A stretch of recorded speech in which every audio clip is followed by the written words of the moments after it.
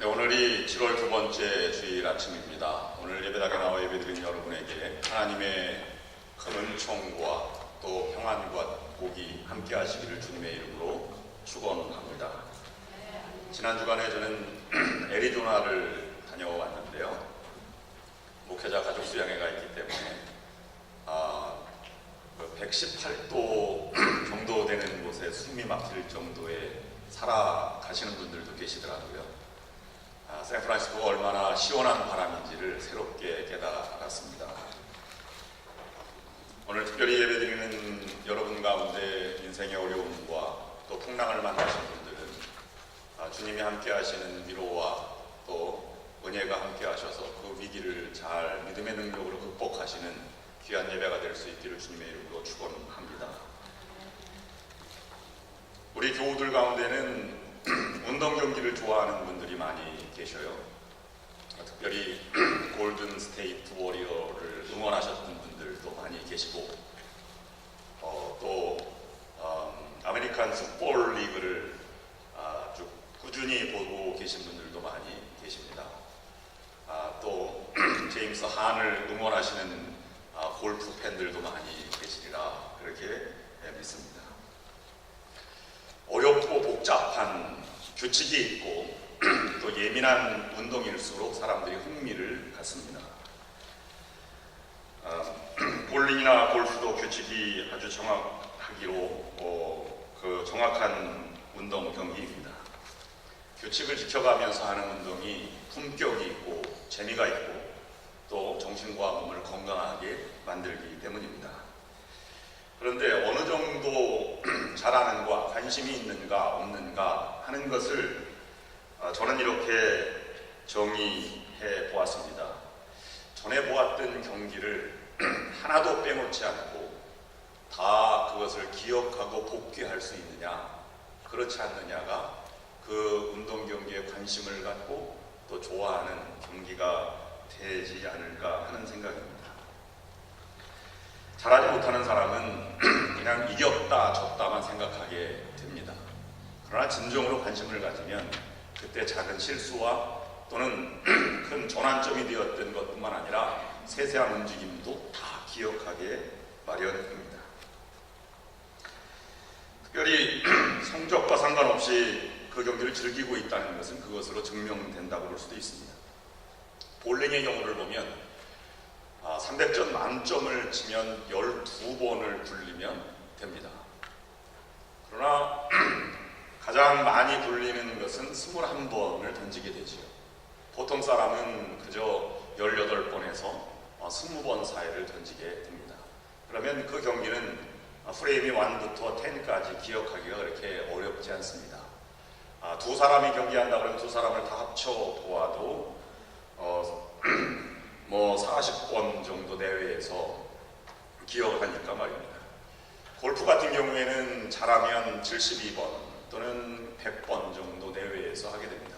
두 사람을 이렇게 다 경기를 복귀하려면 144번에서 200번 사이를 우리가 한 경기, 한 운동을 그렇게 기억해 가게 됩니다. 저는 바둑을 둘지 모릅니다만은 바둑의 승패를 좌우하는 것은 많으면 250수, 적으면 180수 내에서 불계승이라든지 이것을 결정된다고 합니다.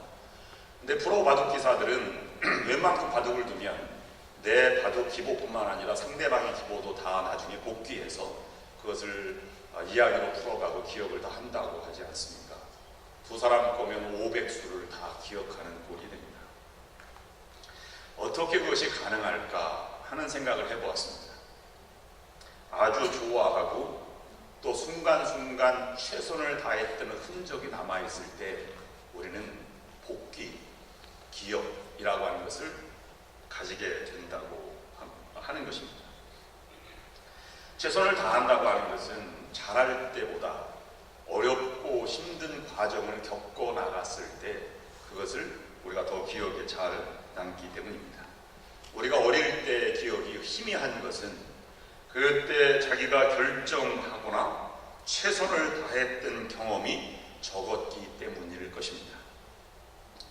어떤 어머니가 6살 난 아이 방에 들어갔습니다. 그랬더니 아이가 흐느껴 울고 있는 것입니다. 어머니가 물었습니다. 얘야, 무슨 일이라도 있는 거니? 그때 아들은 이렇게 대답했습니다. 엄마, 제가 조금 전에 제 신발끈 묶는 법을 드디어 알게 되었습니다. 그래, 그거 참 잘 되었구나. 이제 내가 성장하고 있는 증거야. 그리고 대견스럽게 생각을 하며 말을 하였습니다. 그런데 왜 우니? 이렇게 물어봤습니다. 아들이 대답하기를, 엄마, 이제부터 내가 죽을 때까지 신발끈을 내가 혼자 묶는다고 생각하니 슬퍼서 웁니다. 이렇게 대답을 했다는 것입니다. 인생을 제법 아는 것 같습니다. 단지 신발끈만 혼자 묶겠습니까? 어렵고 또 힘든 장애물들이 얼마나 많이 남아있겠습니까? 한평생 살다 보면 순탄하지 않은 일들이 너무나 많이 겪게 됩니다. 위기의 연속, 문제의 연속을 우리가 살아간다고 볼 수도 있는 것입니다. 바둑과 비교할 수 없을 정도의 무한한 경우의 수를 두며 인생을 살아갑니다. 여러분, 지나온 인생을 하나하나 다 복귀할 수 있습니까? 그저 우리는 모든 것이 우연이다, 하나님의 은혜로 이루어졌다, 여기까지 왔다, 이렇게 생각하고 계시지는 않습니까? 그 이전에 내가 그 순간에 얼마나 처절하게 기도했고, 얼마나 많은 희생과 헌신을 했으며, 얼마나 많은 세세한 것까지도 기억해낼 수 있는가 하는 것이 인생의 승패의 좌우가 될 수 있을 것입니다. 어떻게 하는 것이 그러면 최선을 다하는 것인가 하는 것을 오늘 풍랑을 만난 제자들이 경험했고 극복했던 과정을 통해서 위기의 순간을 극복해가는, 그 순간에 최선을 다하는 삶의 모습을 우리가 묵상하려고 합니다. 오늘 본문에 있는 말씀은 사복음서 마태, 마가, 누가, 요한복음 동시에 기록되어 있는 기적의 사건입니다.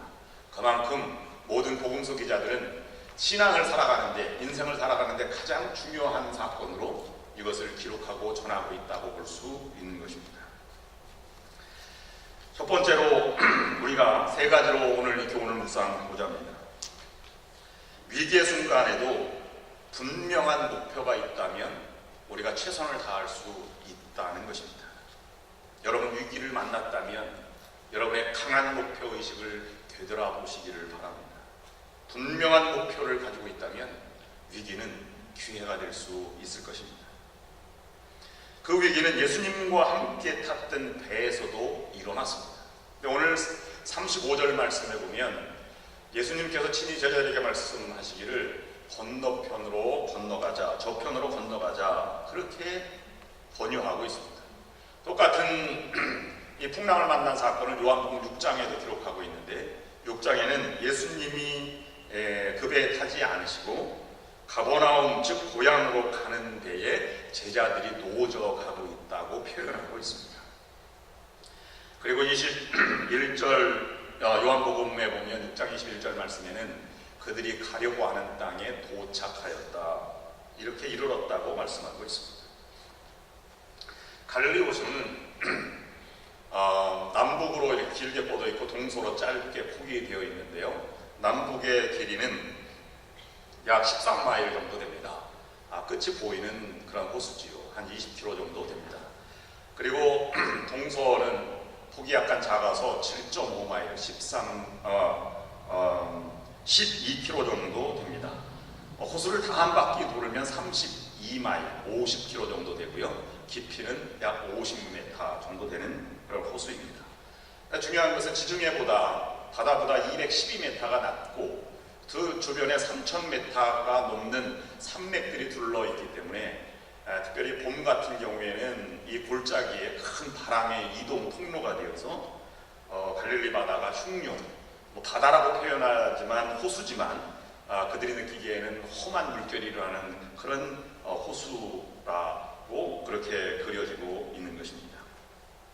예수님께서 배 안에 계심에도 불구하고 파도가 몰려왔고, 또 제자들은 고기를 낳는 어부임에도 불구하고 그 풍랑을 극복하지 못하고 우리가 오늘 죽는구나, 이런 느낌으로 그 순간을 맞이하고 있다는 것을 오늘 본문은 기록하고 있습니다. 우리에게 주는 교훈은 아무리 예수 그리스도를 잘 믿고 순종하고 신앙적으로 살아간다고 하더라도 인생의 풍랑은 만나게 되어 있다는 사실입니다. 정말로 힘들고 버겁고 견디기 힘든 어려움의 순간이 우리 믿음의 사람들에게도 찾아온다고 하는 것입니다. 문제는 이 풍랑과 위기가 몰아친 우리 인생에 중요한 것은 항로의 목표가 있는지 아니면 그 인생의 배의 선장은 누구인지가 다시 한번 분명하게 드러나야 한다고 하는 것입니다. 고대 사람들은 바다가 신들이 지배하는 영역으로 표현하고 있습니다. 성난, 파도 이런 것은 신이 노했다는 표현으로 사용되는 그러한 자연 현상 중에 하나였습니다.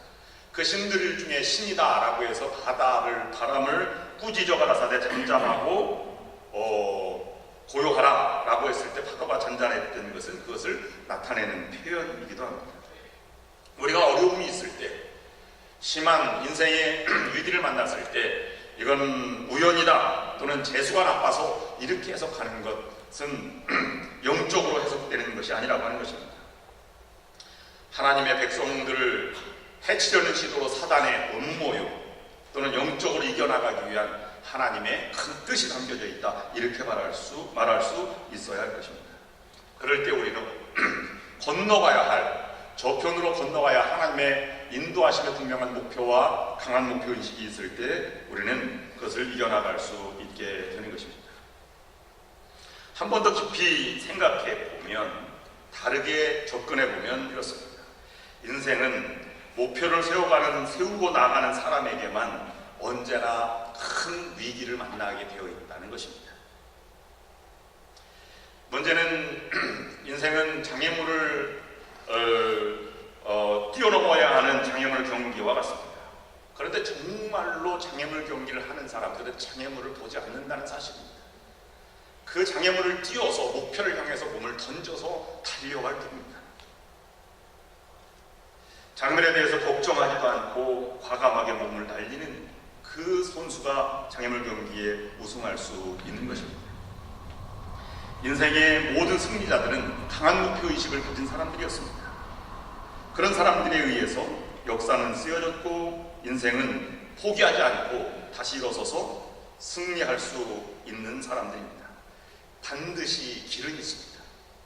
사막에도 길이 있고 바다에도 항로가 있으며 하늘에도 길이 있는 것처럼 인생도 반드시 길이 있습니다.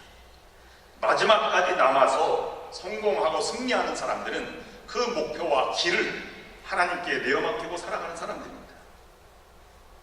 신앙생활에도 강한 목표를 가진 사도 바울이 이렇게 표현하고 있습니다.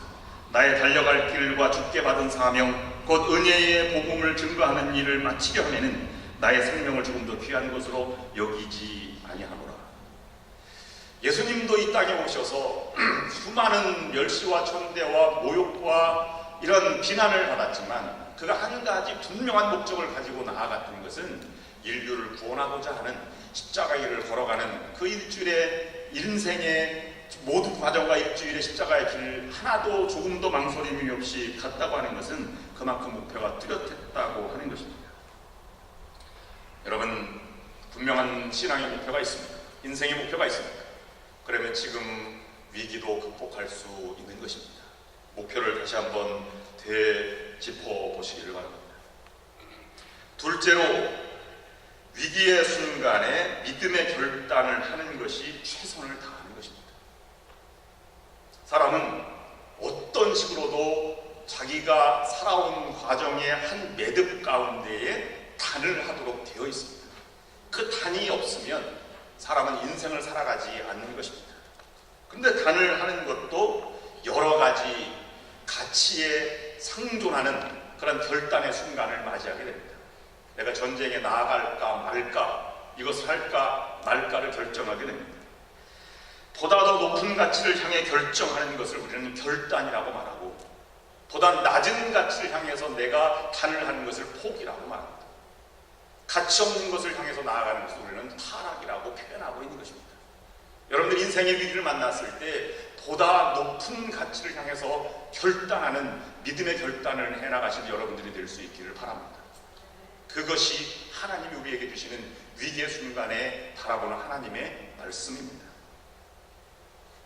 우리는 사고가 났을 때에도 같은 상황을 우리가 다져보게 됩니다. 대부분의 사람들은 후회하는 사람들이 있죠.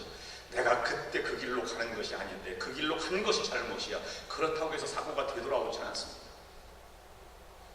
어떤 사람은 그러나 보다도 성숙한 삶의 태도는 받아들이는 것이죠. 그때 그 길로 갔던 것은 어쩔 수 없지, 뭐 사고가 난 거 어떻게 하겠어. 여기 나라도 잘 지금이라도 살아야지. 그것도 훌륭한 생각입니다. 그래, 더 중요한 것은 더 가치 높은 결단을 하는 것은 그런 차원의 사람이 아닙니다. 하나님이 이 사건과 이 사고를 통해서 나에게 주시는 뜻이 무엇인지, 그래서 하나님의 말씀을 받고 그것을 헤쳐나갈 수 있는 길을 발견하는 것이 믿음의 결단이 되어야 하는 것입니다. 그러면 믿음의 결단을 하면 상황이 극복되는 것이 아니라 사람이 남습니다. 위기의 순간에 상황이 보이면 우리는 그보다 낮은 단계의 결정을 향해서 나아가는 사람이라고 볼 수 있습니다. 내가 이렇게 어려운데 나를 도와주는 사람이 이렇게 없는가? 나는 왜 이렇게 어려운 일만 자꾸 일어나는가? 라고 생각해서 사람이 보이지 않으면 그 상황은 극복될 수 없습니다. 주변에 기도하고 염려하고 격려하는 사람이 있습니다. 가족이 있고, 그리고 나를 향해서 함께 애쓰고 노력하는 신앙의 모습, 주님이 바라보일 때 우리는 높은 가치를 향해서 나아갈 수 있게 되는 것입니다. 믿음의 결단은 상황 극복보다는 사람을 향한 마음이 먼저입니다. 여러분, 친구가 전화를 했어요. 여러분 어떻게 생각하십니까? 이사를 했는데 페인트 냄새가 너무 많이 나요. 그래서 문을 열어놓으면 공장지대라서 매연이 막 들어옵니다. 그래서 전화를 했습니다. 그러면 전화해서 여러분 뭐라고 대답하겠습니까? 남자들은 주로 이렇게 대답한답니다. 그럼 한번 반쯤 열어놔볼래? 그걸 안 해봐서 전화를 했겠습니까? 정답이 아닙니다. 정답은 너는 괜찮니? 말입니다. 그것이 듣고 싶어서 전화를 한 것이지. 이민의 처음 시절부터 지금까지 다가온 수많은 어려움들을 많이 겪어오셨습니다. 그때 여러분들이 누가 곁에 계셨습니까? 함께 애쓰고 기도했던 동료들, 교우들, 가족들이 있었습니다. 그에게 최선을 다한 것입니다. 오늘 거친 파도와 폭풍으로 바닷물이 배 안에, 호수물이 배 안에 들어온 제자들이 그때야 스스로 극복하려고 어부들이 얼마나 많이 노력했겠습니까? 바다의 파도의 흐름을 타기도 하고 물을 걷어내기도 했을 것입니다. 그 나중에 바라본 것이 주무시는 예수님을 바라본 것입니다. 목수 출신인 예수님에게 도움을 구한다는 사실이 아이러니컬하지만, 그러나 그들이 우리가 이렇게 죽게 된 것을 왜 돌보지 않습니까? 라고 그렇게 예수님을 깨우게 된 것입니다. 사도 바울은 목표를 향해서, 다시금 분명한 목표를 향해서 믿음의 결단을 하였는데요, 이렇게 빌립보서에서 고백하고 있습니다. 형제들아, 나는 아직 내가 잡은 줄로 여기지 아니하고 오직 한 일, 즉 뒤에 있는 것을 잊어버리고 앞에 있는 것을 잡으려고 표대를 향하여 그리스도 예수 안에서 하나님이 위에서 부르신 부르심의 상을 위하여 달려가노라. 위에서 부른 상, 위에서의 부르심을 향해서 그는 달려가고 있는 것입니다.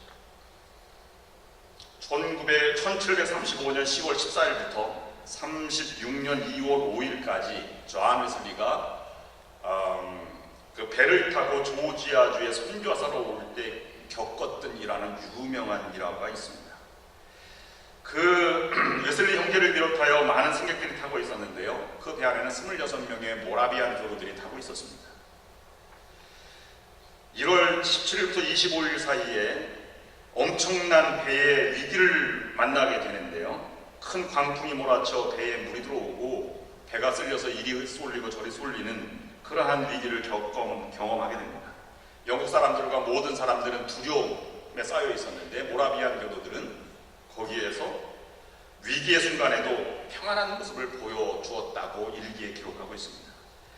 그 일기에서 나온 것을 읽어드리면 이렇습니다. 모라비안 교도들이 시편을 부르면서 예배를 드리고 있는 한가운데 파도가 불어닥쳐 우리 배에 돛대를 부러뜨려 산산조각이 났으며 깊은 파도가 우리를 이미 다 삼켰다는 듯이 갑판 사이에 쏟아져 들어왔다. 영국 사람들 가운데 무서워 어쩔 줄 모르는 비명이 시작되었다. 그러나 독일 모라비안 교도들은 조용히 찬송을 부르고 있었다. 나는 풍랑이 멈춘 후 그들 중 한 사람에게 무섭지 않습니까? 하고 물었다. 그는 대답하길 무섭지 않았습니다. 오히려 하나님께 감사했습니다. 나는 또 묻기를 그러나 당신들 중에는 여자들과 어린아이들은 무서움을 느꼈겠지요. 그러자 그는 다시 대답하길 아닙니다. 우리들 중에 여자들과 아이들까지도 죽음을 두려워하지 않습니다. 이 사건을 통해서 이 찰스 웨슬레가 그것을 경험해서 예배 끝나고 불을 비바람이 칠 때와 물결로 필 때에 하는 찬송을 작곡하게 되었습니다. 이 리슨류의 존 웨슬리 목사님은 그가 설교 가운데 가장 중요한 주제 중 하나를 뽑았는데요. 진짜 그리스도인이 되는 것과 죽음 앞에 두려워하지 않는 것 사이의 관계를 설교에서 강조하였습니다.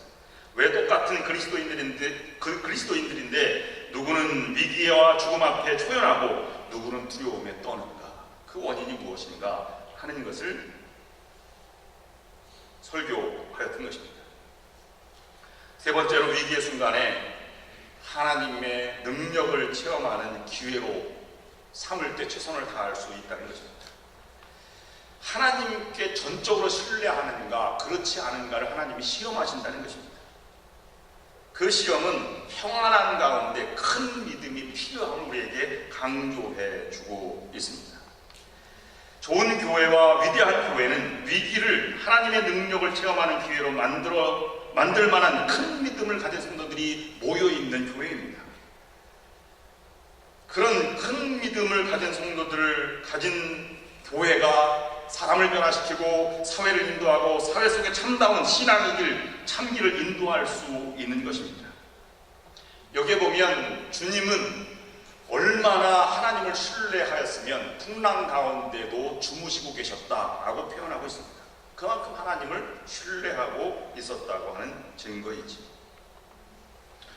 한편으로는 우리는 고통 속에 어려움을 가지고 있지만 그러나 주무시다가 제자들이 깨우는 것을 보고 예수님은 일어나서 잠잠하라 고요하라 말씀하셨습니다.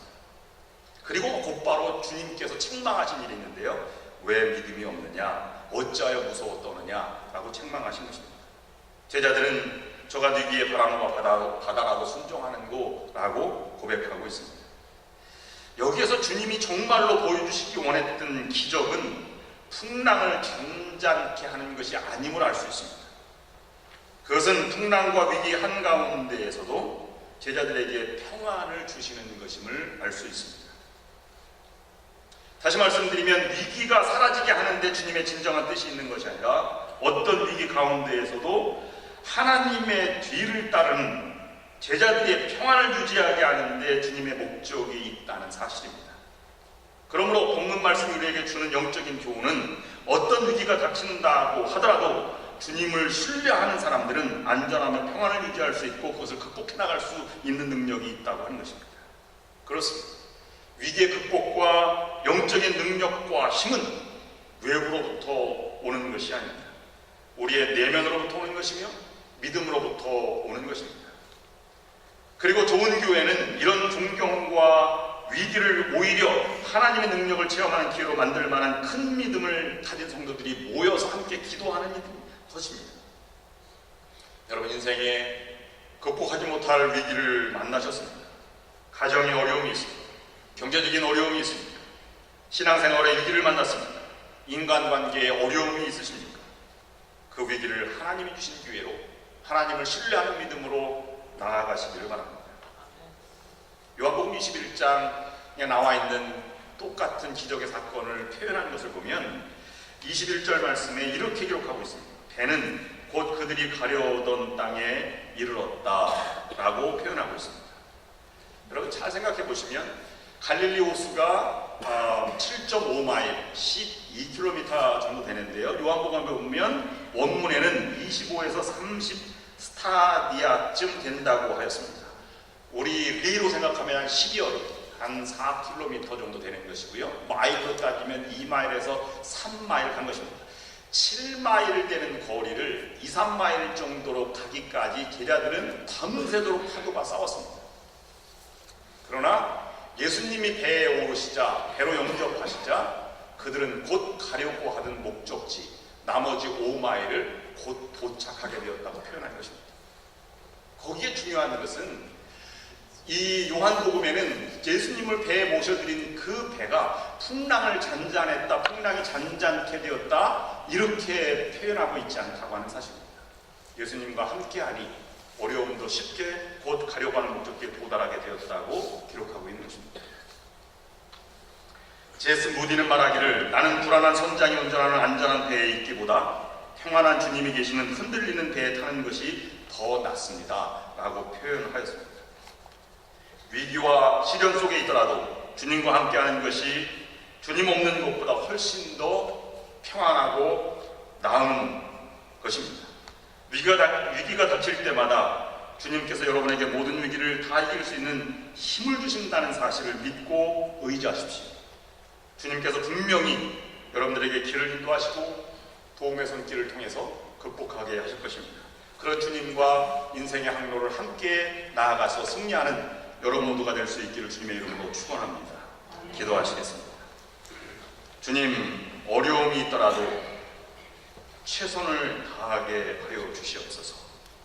목표를 새롭게 다지게 하여 주시고 낮은 것으로 포기하는 것이 아니라 그럴 때일수록 위대한 믿음의 결단을 하며 주님께 전적으로 맡기며 신뢰하며 최선을 다하는 가운데 하나님의 능력을 체험케 하여 주시옵소서.